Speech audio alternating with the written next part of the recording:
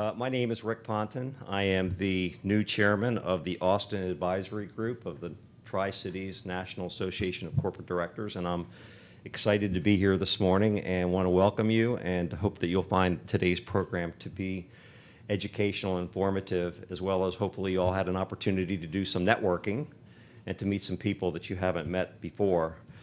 Let's talk a little bit about today's speakers. So again, we're going to talk about board effectiveness from management's perspective. Our moderator today is Rick Timmons. He is the current director of the Central Texas Angel Network. Earlier in his career, he was the controller of Cisco Systems, a little company out of California that maybe some of you know. He also was a VP of Finance for Motorola for many years, been in and out of Austin for many years, and he's our moderator because he's got a really good view of working with many companies over his experience, and most specifically working within CTAN to help a lot of companies build out and work with investors and others. So Rick, I'd like to welcome you to the stage.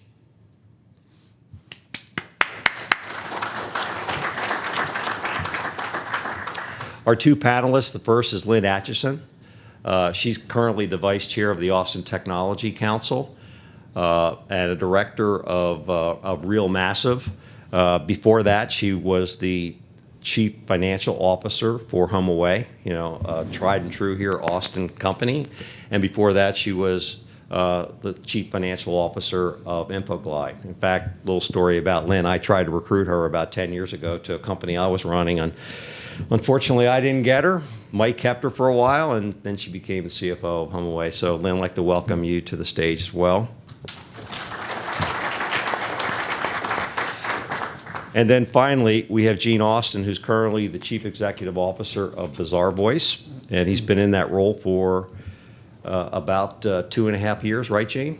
Right, and before that, he was the Chief Executive Officer of Convio, a fund management or a nonprofit and association fundraising company here in Austin that went public in 2010 and then was bought by Blackbaud, I believe, in 2012. And he's got a real good view of the entrepreneurial environment here in Austin, as well as taking companies public and now running a public company. So Gene, thank you very much for coming as well.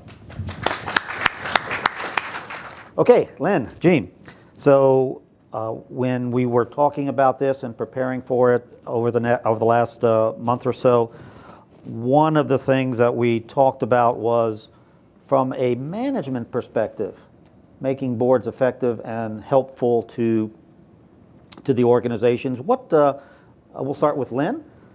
What are the top 2 or 3 things from a management point of view that you think you can get from a board that helps them and helps management, in effect, be responsive and better so the board can be viewed as being effective?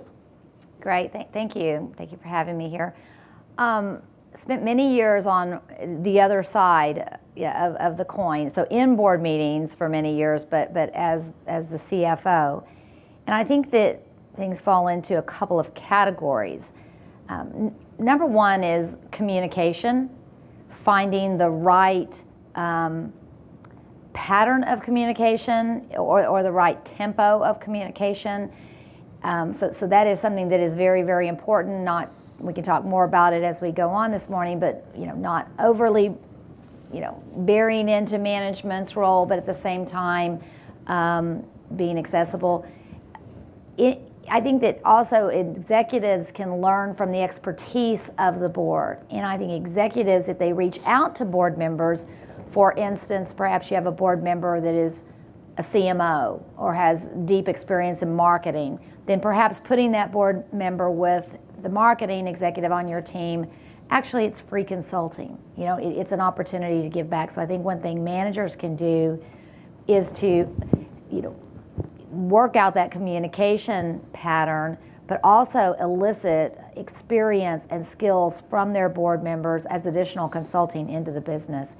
And I would say to colleagues that are officers and managers of the business that the other thing the board member is bringing is more independence. The independence of thought. They're still rooting for the company. They're still a cheerleader for the company. They still want what's best for the company, but they're going to see things a little different. So I would put things into those categories. Okay.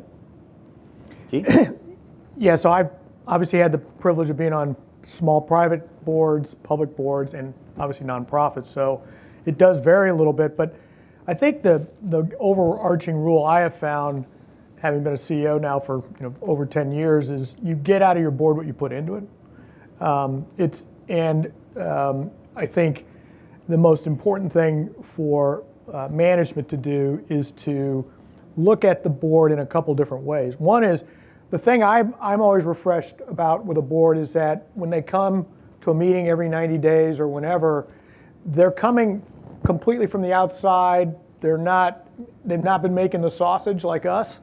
And I really welcome just completely outside viewpoints, sometimes crazy outside viewpoints, but still expands the thinking of the management team.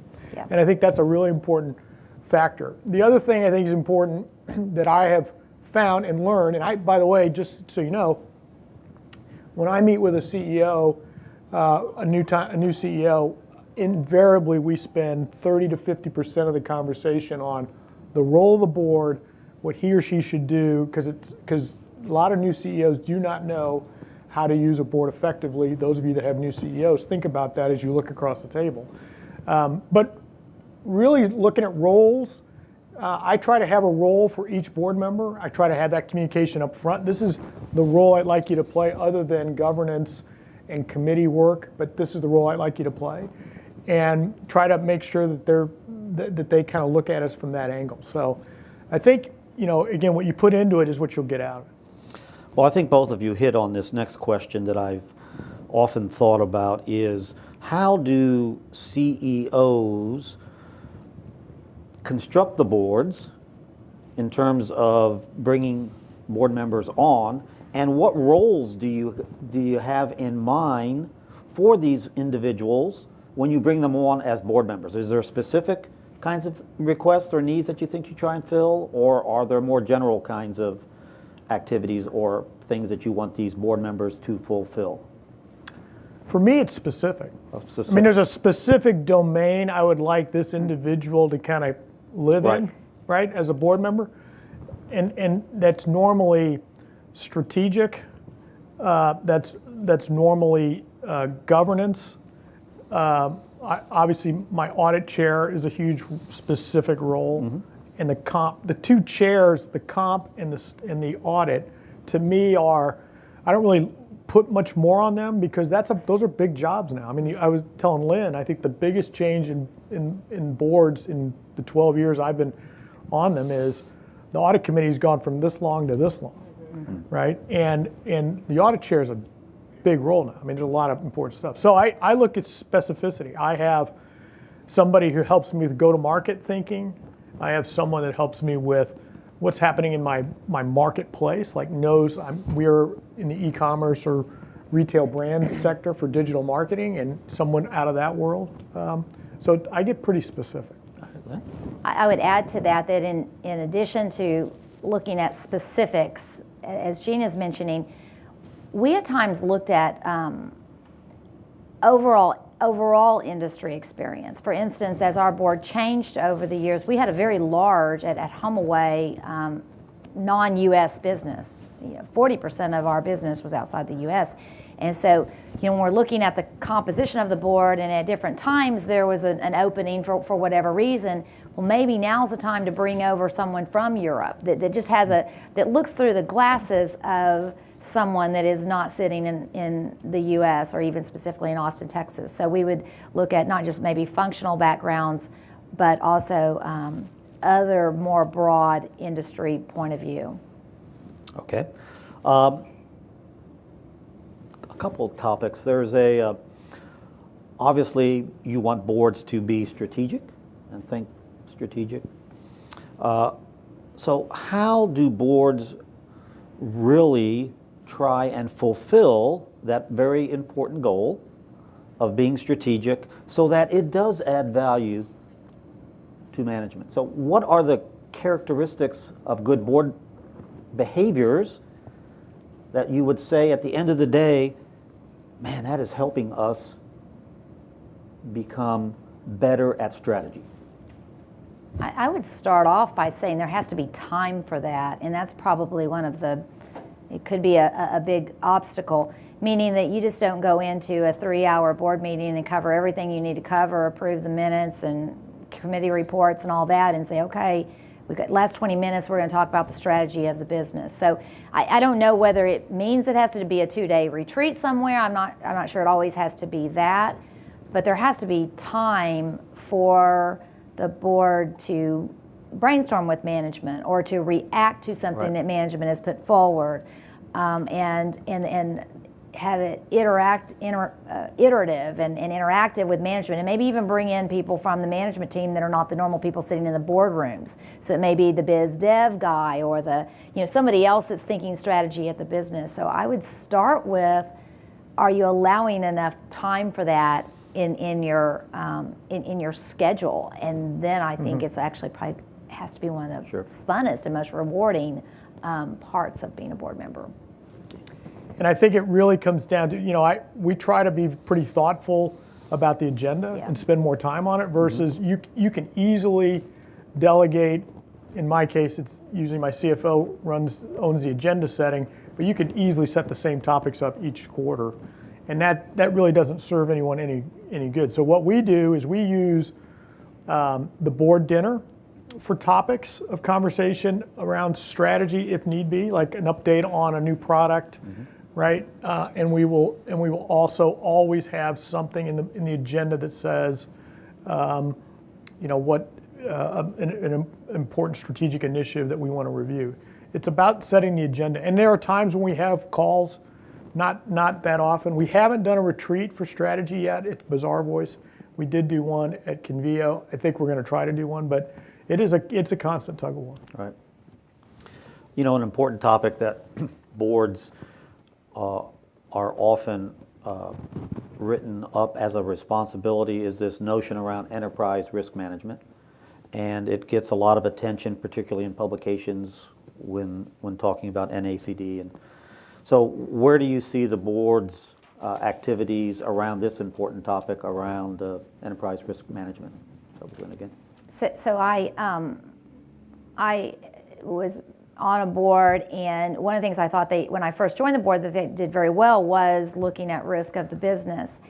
And it was very formalized approach and a lot of checklists and red, green, yellow. And wow, this is very organized, because I never really felt like we did that at HomeAway in that formalized manner. But what I realized after a year or so is I realized that actually that was worse, because it became a checkbox, because maybe the board members or management thought, well, we need to be doing this. We've read that this is good board practice to look at enterprise risk management. We're going to create a list of 20 different items, 5 on each category. We're going to go through red, yellow, and really not all, even if they were all the same size on the PowerPoint slide, a yellow in one area might really be terrible, while a red in something else is not that big of a deal. So I'm conflicted right now, but I think in my next opportunity, whatever that is, whether it's on the board side or on the management side, I do think it's very important, but management needs to have conversations with the board about risk, but finding how to do that in a real thoughtful way. I think that will be more effective than just a checkbox. And I always felt that one of the practices we did as a leadership team at HomeAway, and Melissa Fruget, who many of you in the room know, she was our general counsel, and she would chair these meetings, but she'd get the right people involved around the business. And every quarter, we would just sit around and talk for an hour. What's going on? What are risks? And it was all about the SEC document, but because we had 15 pages of risk in the SEC document. But really that hour was very important, because it was more of a free form of what is going on, and let's talk about that, external risk, internal risk, things going on in the market, and then that would tell us whether or not we were set on our SEC document. That's fine, but I think that that sort of, maybe an output of a process like that, even if you're a private company, presented to the board would be a way to go. Right. Gene? You know, when Sarbanes-Oxley came out, I was like, oh my gosh, this is incredible, right? and I was pushing back on it a lot because of the cost and the disruption to the business and all that. This is in my first public company, Convio. But it has actually become, I actually understand the purpose of it. I think it's a little too much, but it does unearth the risk items, and we have a Sarbanes-Oxley update every audit committee meeting, and that's when we typically see issues that we need to think about and worry about.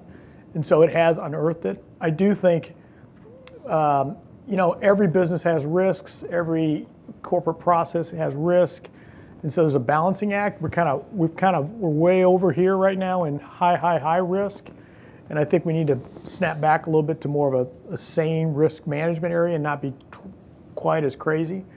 But we tend to manage it through audit committee, and we tend to manage it through the Sarbanes-Oxley process, generally.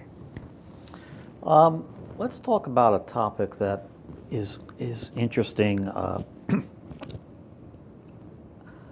There's board, obviously management and boards interact, and you even mentioned this dinner that you have. I think these are probably before the formal meetings generally. Right. So what is the right amount of interaction, and is it sometimes too much in the eyes of management? And so sometimes I've seen, and I've been on boards, and I've been the recipient of board requests or inputs, and sometimes it's maybe a little over the top, too much maybe. So what is the right amount of interaction of a board? Yeah. Long way to ask a short question. Wow. In a private company, venture-backed, early investors, they're going to want to meet all the time because you're new to them potentially, don't understand the business as well as they'd like. So I think twice a quarter is probably You know about smaller companies? to be expected in a smaller company. I'm on almost $100 million private equity-backed board, and the board members have a monthly operating review, detailed, right? And I think it's too much, but it's their money. I'm the board guy helping advise what to do, so I think it's too much. I think the cadence should be in a going concern meeting. We understand the business. The management team is in reasonable shape, et cetera, whether you're public or private. I think you should have, I think the chair and the CEO should meet monthly. I think the CEO should have out-of-cycle calls with board members once or twice a year, just talking up to them.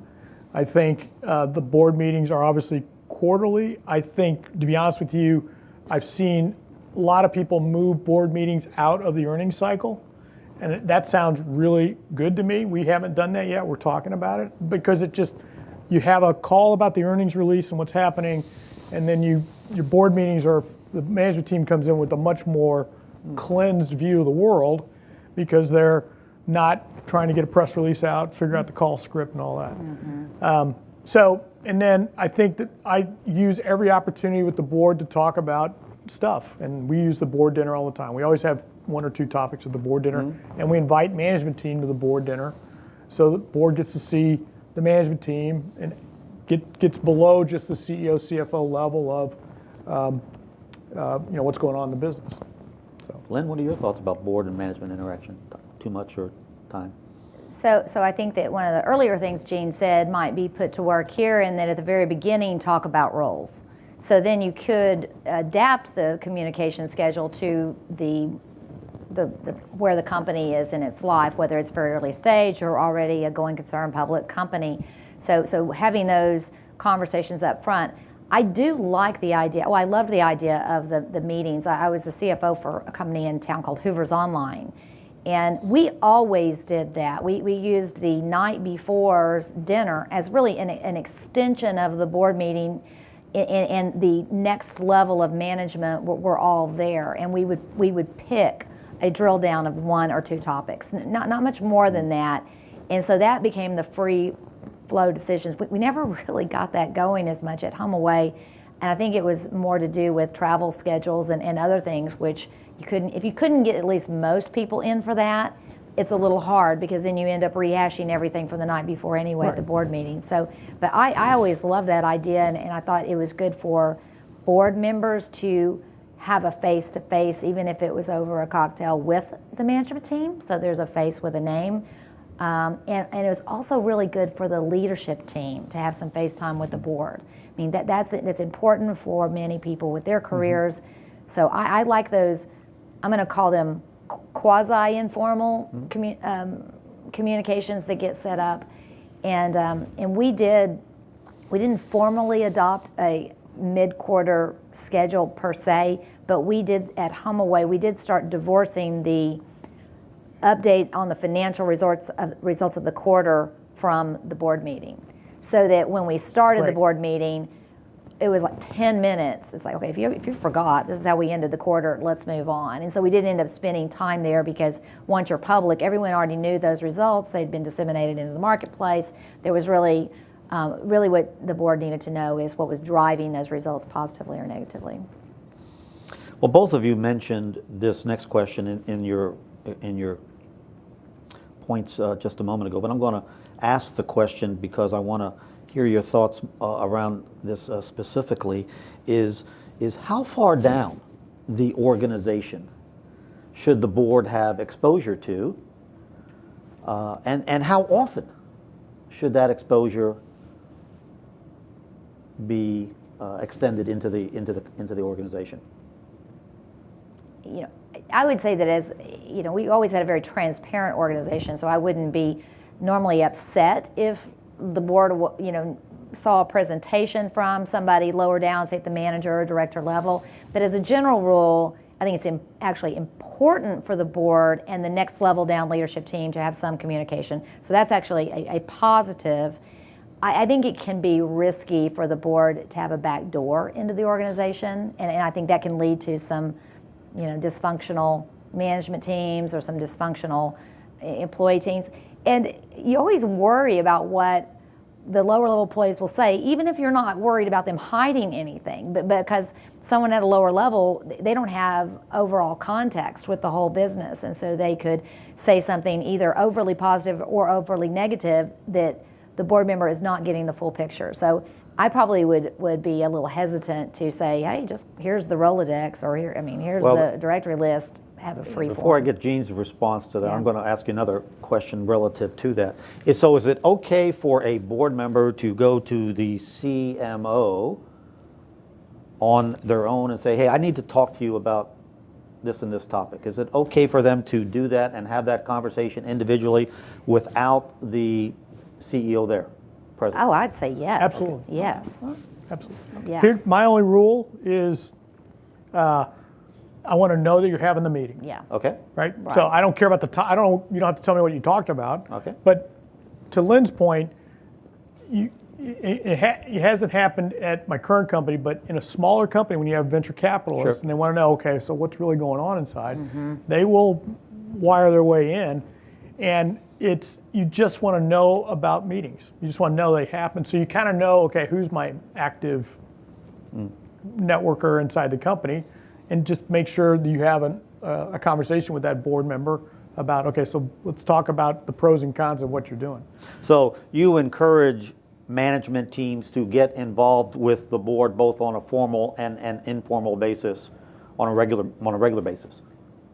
I don't know if I encourage it, but I don't discourage it. You don't discourage it. And we have often had a board member fly in a day early and sit down with management team on different topics, and I'm not there, right? So what's going on with the product strategy in this area, and I'm not there, and other areas, and I'm fine with it. So that I mean, this is where the board is an extension of the company's resources. So if that board member comes from a product background or technology background, and maybe they have knowledge of things going on in California, and they want to talk to someone here in Austin about that, it's just a way to gather more information from the board it will enrich the management team here.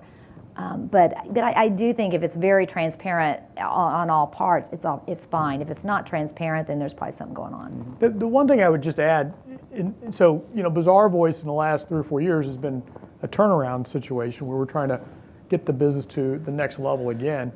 And board interactions have been a huge retention jolt, right? It helps because the board has the management team is in the middle of a turnaround, and those of you who've been in those, you're seeing a lot of in red, green, yellow, lots of red, a couple of greens. What's going on? Are we sinking? Are we sailing?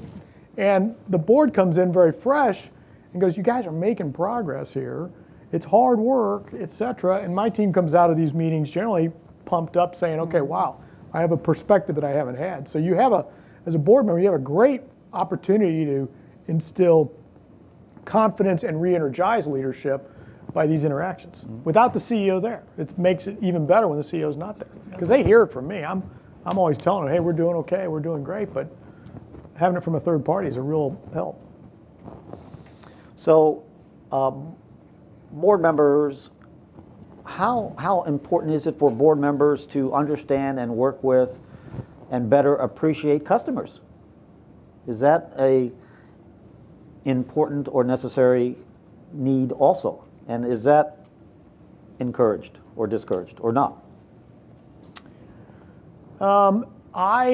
We don't really have a formal process that allows our board members to phone or call or engage our customers, but we do seminar series about what we're up to all the time, and we make sure they know the schedule so they can go if it's in their city. We'd love for them to be there. I think a lot of board members want to talk to customers before they join a company, and I think that's appropriate as well. So now I will tell you, in the early days of Convio, a lot of people that wanted to put money in us, and they were selling me their Rolodex. Listen, I can get you involved in front of all these nonprofits, which were our customer base. Those guys never delivered. So.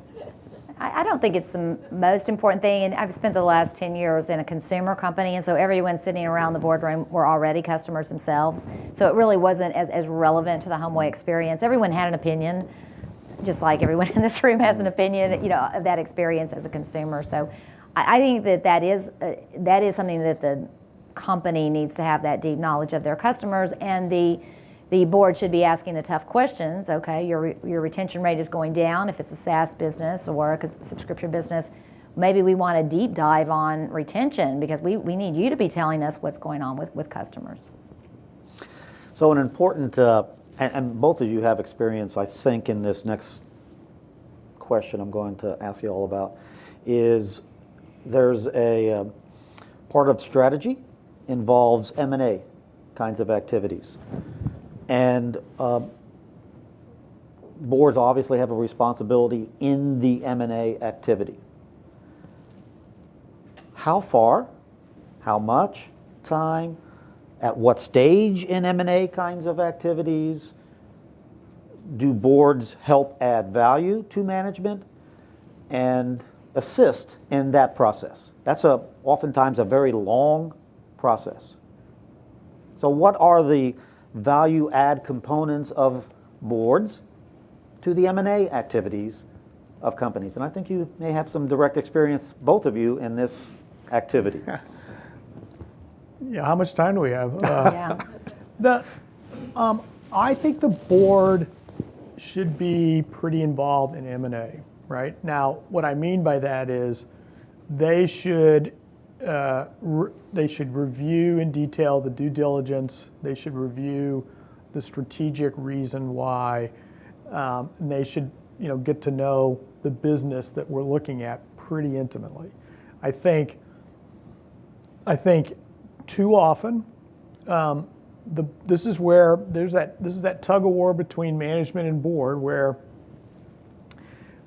sometimes boards I love the CEO, I trust him or her, and they're coming in pounding their fists. This is a great thing. We need to go do this, and I think this is where the board should not be so okay. He or she's done a great job for us. Let's just kind of go go with the flow here. I think the board has an opportunity to really be a great checkpoint, making sure all I's are dotted, T's are crossed on this deal. So I think it's pretty important. I mean, we've had some unfortunate M&A activity at Bazaar Voice before my time, and when you look back on it and you hear the stories, it was the CEO sold this thing, it was the right thing to do, let's go, and it kind of just went instead of thinking about it a little bit more. Lynn?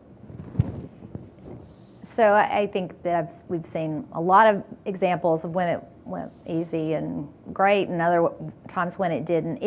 HomeAway did a lot of acquisitions, like over 20, and most of them were relatively small. So I think that there's a caveat here that there's a materiality level.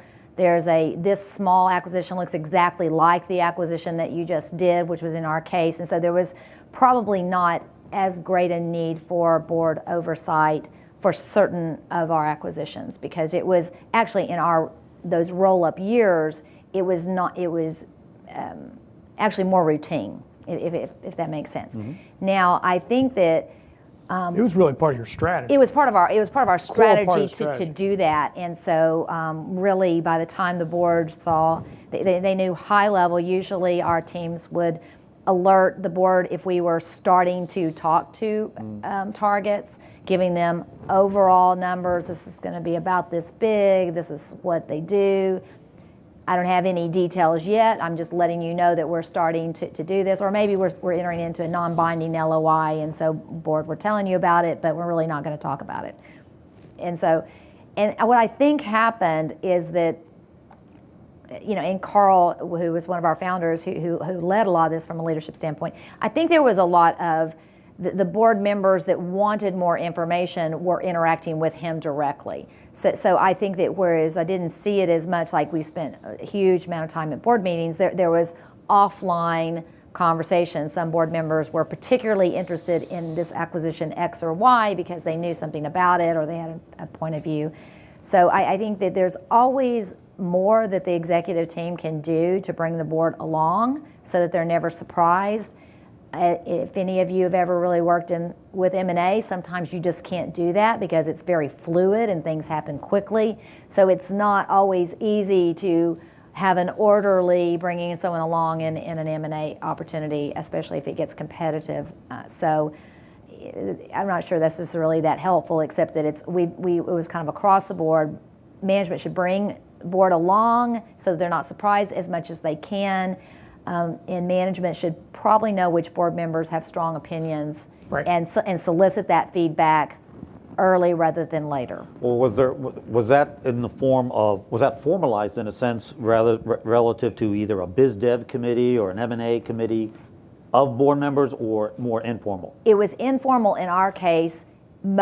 I think most of the time. I actually don't remember if we ever had a formalized M&A committee. Right. I actually think it would be a good idea to do that. I do too.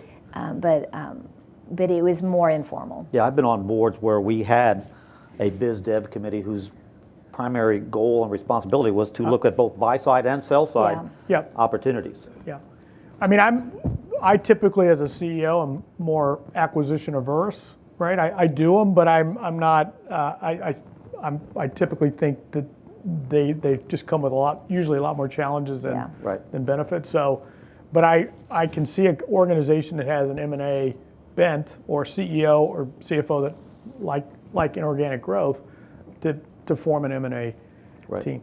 One other thing to just throw out for everyone, again in the same vent, but this is the IPO side. I'm on record, and I love Bazaar Voice a lot, but it was not ready to go public when it went public. And, when I do all the walking around about what happened, what's going on, it was, again, CEO pounding the table, right? And that happens. You've probably all been in those meetings where you're like, well, I don't know if I'm comfortable, but I also don't want to get in front of this. Those are the types, that's a real wrestling match for a lot of board members is, there's momentum in the room, the management team's saying yes to whatever, but are we really ready for this, whatever it is? Yeah. Mm-hmm. So both of you have talked about this next topic I'm going to ask already in some of your conversations, maybe a private company versus a medium-sized company versus a public company in terms of the interactions of boards and management. How would you characterize the engagement processes of that in small, medium? I know that that's another topic you could go all day on, but given the time frame that we're on, give me some of your high-level thoughts on that kind of question. I mean, what I would tell you is in the early days in a small business, when most of your board members are investors, and most of your board members have invested at 5 million, 10 million, 20 different points in the company, you've got some commonality of what you're trying to accomplish at the board meeting, but you also have the guy or gal that invested at 5 would take 50 million in a heartbeat. The guy or gal that invested at 30 wouldn't take 50 million, So you've got all these competing interests financially in the early days. And I think that's the challenge of the CEO and the CFO is to point to the future and where we can go, and everybody's going to win. And yeah, we do need to raise another round, and all of you need to take a little more dilution because of the, that type of thing. And normally that goes okay, but there are times when that can go astray. In a larger company, typically you're now more independent, your board members, and so it's much more cohesive orientation about what we're trying to do. Now again, whether you're public or private, and that tends to benefit the board. When your board is financially led, meaning heavily investor oriented, it skews the conversation. It just does, and the CEO of the private equity backed company that I'm on, I sit with her and I tell her, this is just, you got to think about it this way because it's just the way your company is set up. Lynn? Yeah, I agree with that. I mean, in those early stages, really, it's a meeting of the stockholders. Exactly. It's not a meeting of oversight of the board. And so there really is a different hat that naturally those in the room wear. Another difference as you get larger is just the element of formality and documentation, perhaps, which is just an added layer to, so while there's still informal communications between management and the board, and that is good, you're going to take a little bit more time to formally do some things that you truly may have done at the coffee shop before when it's a stockholder, and whether it's sitting around talking about compensation or options or whatever, you may do that at Starbucks in the early days, but maybe you have to have a real comp committee meeting when you're public and document all that and get a consultant in and all that. So I think that the large public companies clearly add overhead and documentation to the process, which happens much more informally in the early stages. And what are best practices you have seen for continuing skill development and for improving knowledge of the company specifics? We do ongoing board education. Some of it is required because some of the history of the company.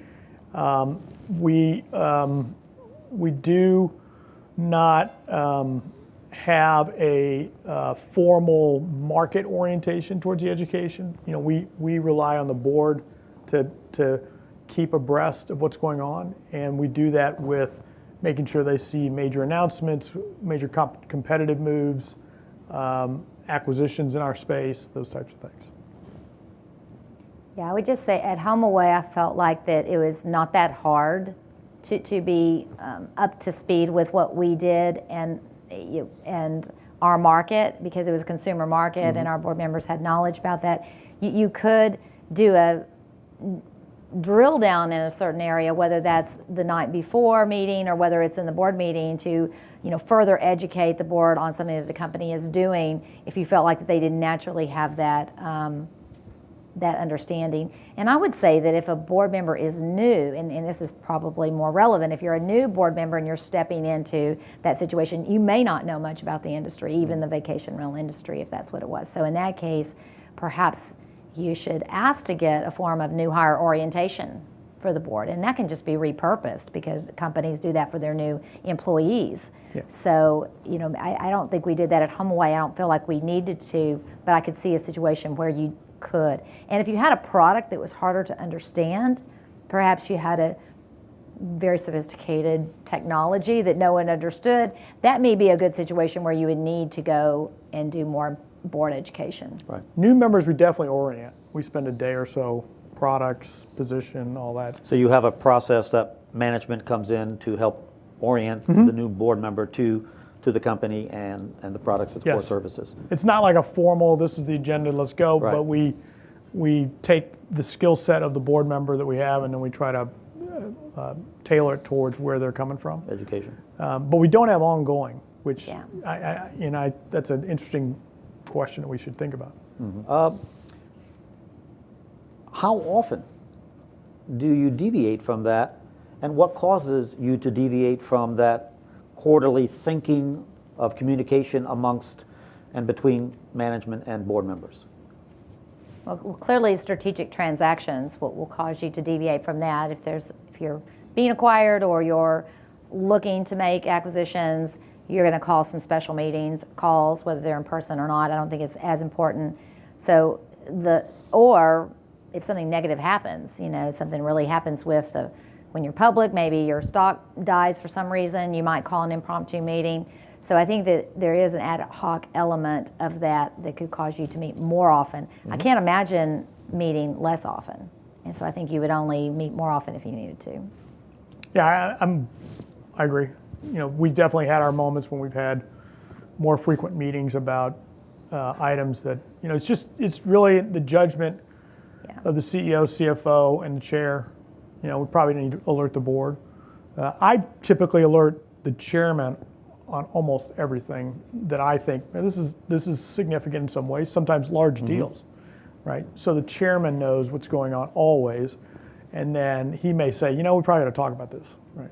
Something we did with our audit committee, this is when we started divorcing kind of the end of quarter call, which involved the audit committee before we present our results to Wall Street and file our SEC documents. We actually had an open invitation for the entire board for every one of those meetings. So while it was an official audit committee meeting for the purpose of finalizing the results and approving the filing of the quarterly reports or the annual reports, I mean, the Outlook invite went to 100% of the board all the time, because that was just an open invitation for a board member to sit in on that committee meeting. And I do think that I sat on a board in Dallas that was, again, had an element of formality to it, that someone would come in from out of town and there would be a committee meeting going on, and that committee would go to another room because it was the committee meeting.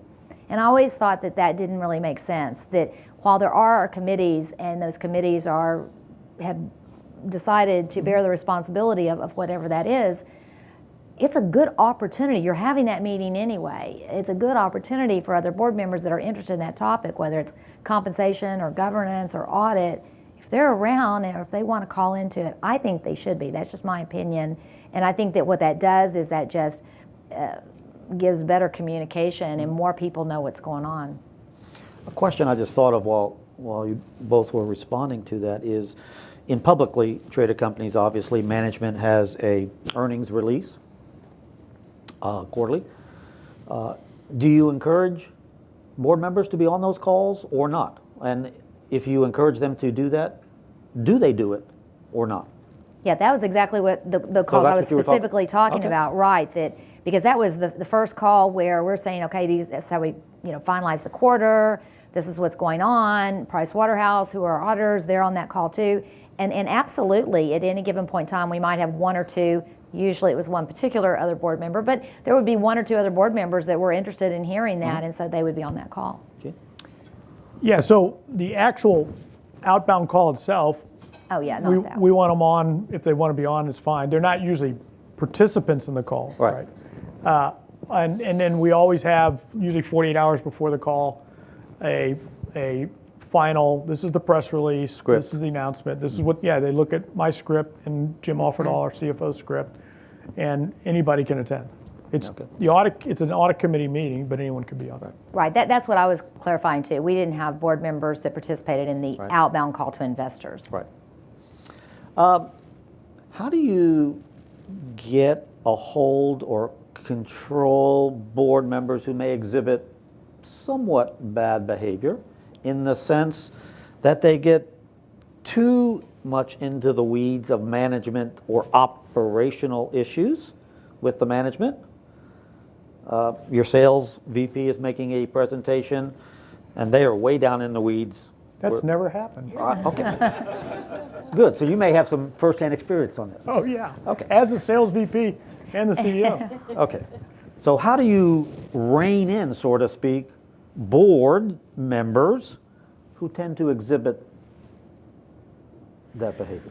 So, you know, I kind of do it two ways. The first way, in the moment, in the presentation, I try to keep the board member between the white lines and not going too far, right? I just kind of So you will call out him or her? I will say, Rick, really good point. I mean, look, if there's an issue, I'm gonna let the issue go. Sure. Right? And a tough question, it's fair. But if it's like, okay, we're just on this too long, I say, Rick, let's talk at the break. I'll show you some information, or we'll talk more about this, right? And so I try as a CEO to do that, to step in, because the thing you don't want, even if it's a bad quarter, we missed our sales numbers, what have you, you don't want management walking out completely demoralized, right? Challenged, great. Demoralized because you can tell that this person's in their stuff. That's a line you don't want to cross, because the board just ripped me a new one. I don't have a future here, and then all of a sudden, you know, it just kind of does this. So the board, and so the CEO steps in, I step in. Now, the chair and I will have a very overt conversation about bad behavior, and the chair offline, because I don't want to be the bad cop going, you can't do that, right? I will just push on them a little bit. The chair will have a conversation offline that says, you know, what you said there is not, it's just, you went too far. It's your valid issue, you went too far. And just the other thing I would tell you that's in my key takeaways is the most important role of the chair in the meeting, in my opinion, is to make sure that management leaves that meeting with a clear set of priorities based on all the topics that have been discussed. Because if you all have sat in 5-hour board meetings, there's like 15 ideas thrown out. Sure. And if you have, and I used to just walk out of meetings in my Convio days going, oh my God, I don't know what I'm gonna do with all this. And so finally I said, look, we gotta have 3 things we'll go and the chair needs to do that. And that's where some of the bad behavior people come from, is they're throwing out these ideas all over the place, and you can't process it. And so the chair's job is to say, you know, we got to narrow this down so management stays pretty focused. I don't really have anything to add. I think that's right. I think the CEO and/or the chair may or may not be the same person. It's really going to be their responsibility to maintain order in the meeting itself so that you stay on track, but also if there's more aggressive behavior or something like that. And in some cases, I think in most cases, they just want, that board member just has a need for or interest in more information. And so the CEO can come in and say, you know what, let's parking lot that issue, and maybe you guys can get together next week, and the sales guy can give you if it's just they just want more information, they can give you a separate offline drill down into a subject matter. So I agree with what Gene says, the CEO needs to step in. Do boards provide value and assist management in performance evaluation of, they generally do it for the CEO, probably internally amongst boards, I would suspect. Good boards do this. But do boards also assist the CEO in terms of management evaluation and provide a value add component to that process? I don't know. So both informally and formally, right? You'll get commentary all the time from the board about, I really like so-and-so, or something. Are they formally on the engaged? contrary. Well, With when the we HR review department? when we review compensation each year, you know, I stand in front of the comp committee and, to the degree necessary, the board, and I talked about each of my leaders, pluses and minuses, what's gone well, what hasn't, as part of the compensation discussion. So to that degree, yes, they're not involved in the actual review process, which is the document that we build. Sure. I think that's true. I think that, to my knowledge, Brian went in front of the compensation committee and did exactly what Gene describes with the direct reports, and then, but informally, there's no doubt that the board is seeing the leadership team on a quarterly basis, and they're providing positive and negative feedback as in an informal way. Mm-hmm. What has probably been, if you, I'm sure your management teams in your staff meetings meet, and those conversations sometimes will talk about boards, your board. What are probably the 2 or 3 most valuable things that the management teams speak about when you do have the topics that get around to your boards? What do they say are the best value add components of these boards in terms of management's belief? I think if the board believes in the direction the business is going, that is always very helpful, right? Because it's an independent, well, not totally independent, but it's someone who's not in the middle of the challenges you're trying to work at as a company. I think that's very important. I think validation of some of the strategic thinking we're having. We're thinking about doing this, or we've got a product line that's heading in this direction. That kind of validation is good. And then, confidence in just the overall company's direction. Yeah, I think at the highest level, after a board meeting, whenever we would have an all-hands meeting, and the CEO would say, we had a board meeting last week, and it went great, and the board is super excited about everything. And so just at the highest cheerleading level, I think that makes the employee group as a whole feel good. At a more tactical level, my finance teams had a lot of interaction with our audit committee.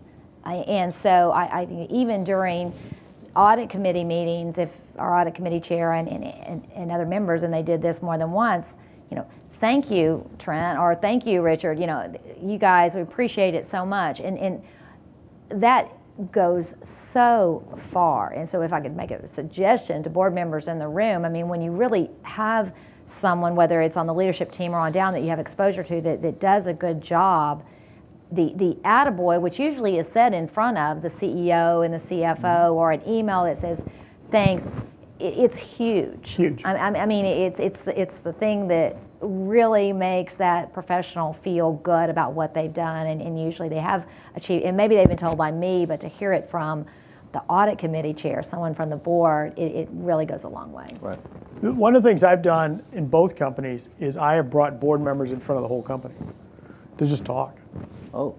Right. Employee kind of meetings? Yeah. So we have our all hands meeting. We bring the company together in Austin. I brought one of our newer board members, and he was specifically the guy that has come from turnaround backgrounds, right? And so as we talked about, we're in the middle of trying to change our business and go forward. And he talked about it openly with everybody. People loved it. Like, oh wow, okay, so this guy, A, we got a guy on a board that knows the kind of stuff we're going through, and B, he's pretty excited about what we're doing, right? And so I think exposing board members to the company at certain points in time is really beneficial. Questions? So I serve on a bank board, and thinking about the value add of boards, really relevant right now is in managing strategic risk and reputational risk. And having seen what I would consider the major governance failure at Wells Fargo, I would love the opinions of the panel on how could the board have seen it. Certainly it's a time of great reflection for me as a bank board member on this topic.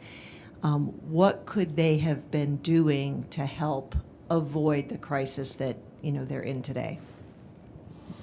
I was thinking about that exact question driving in this morning, because there was a thing on NPR about that.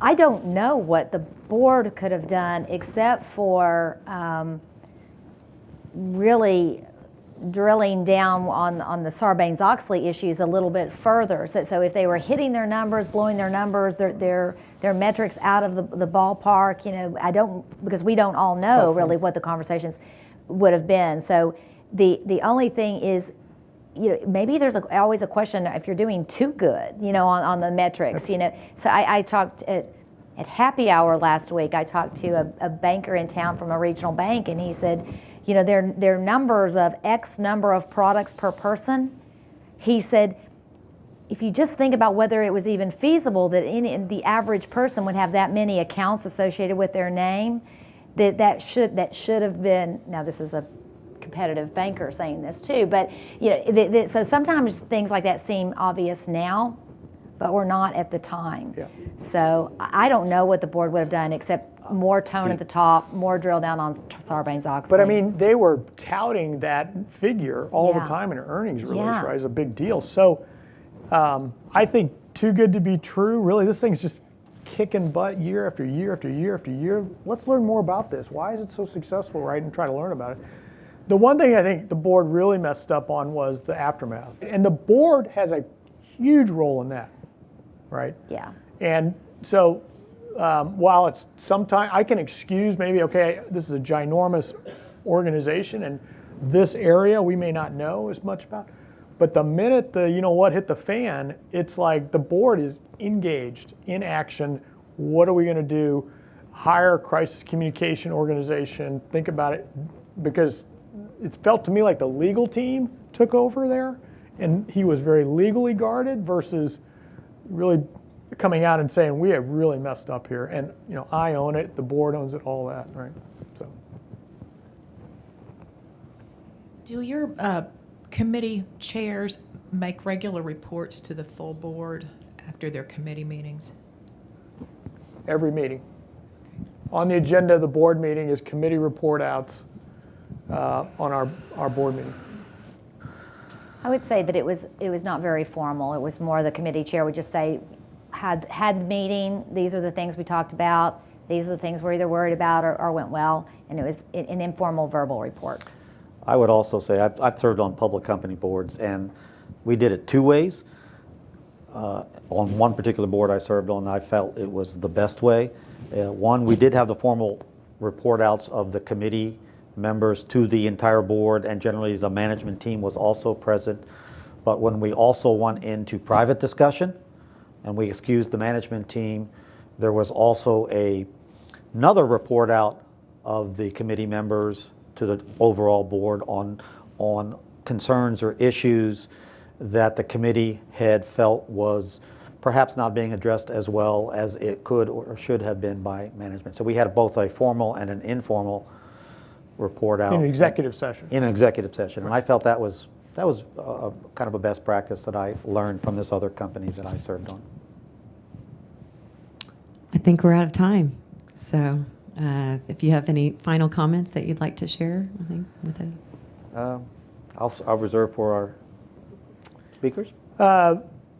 Just the only thing I would say is the best way I've heard the relationship between the board and management was expressed by the chairman of Convio, Bill Bach, when he was in front of the company and someone said, "Excuse me, exactly what do you do?"